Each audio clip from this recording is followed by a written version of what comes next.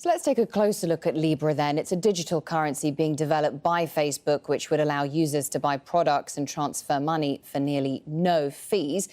Unlike Bitcoin, Libra's value will be tied to national currencies and subject to supply and demand. Facebook says it would not fully control the currency, but have just one vote in the Libra Association. Originally, the Libra Association had 28 founding members, but now, as we've been reporting, 7 major players have left the project, including PayPal, Visa, MasterCard, Stripe and eBay. Joining me now is Glenn Goodman, author of The Crypto Trader. So it was quite the grilling that Mark Zuckerberg had today in front of congressional lawmakers. Did he really have any hope of winning them over on this? I don't think so. I got the distinct impression from listening to most of them, though there were a few sympathetic Republicans, but as you would expect, because he's a corporation, he runs a corporation and they like corporations. But the vast majority were really, really not in his corner at all and out to get him in any way they could. And what was really interesting, actually, there was a representative called Carolyn Maloney, and she said, "Will you assure us that you will satisfy all of the financial regulators' concerns before you set up Libra?" And he said, "Yeah, absolutely, all their concerns." And she said, "Do you know how many financial regulators there are?" And she started reeling them off. There was the Federal Reserve, the CFTC, the OCC, the SEC, the FHFA, FinCEN. We get the idea. Yeah, They're going to make him... So they're going to make this impossible for him? Yeah, pretty much. Mark Zuckerberg seemed to suggest in that testimony that the opposition to Libra was pretty much based on purely suspicion of Facebook's involvement alone, and that actually the world needs a currency like this. Yes, and he had a good point.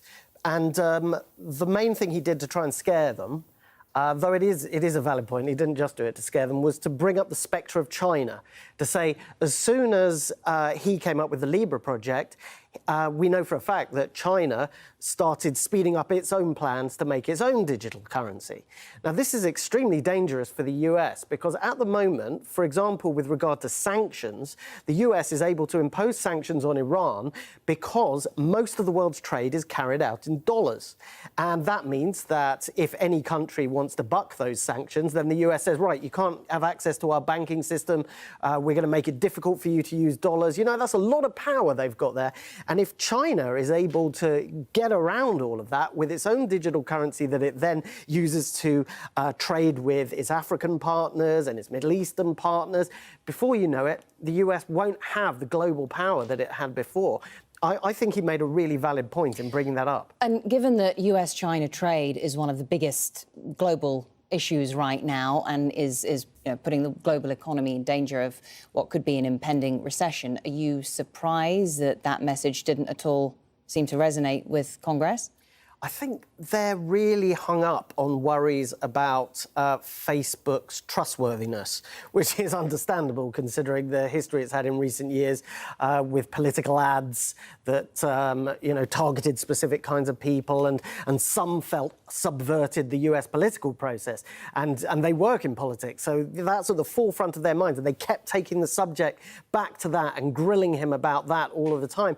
And fundamentally, they were asking him, we clearly, most of us don't trust Facebook, they were saying. So how do you expect all the world's people to trust Facebook to manage a currency, a global currency, perhaps one that could even take over from the dollar?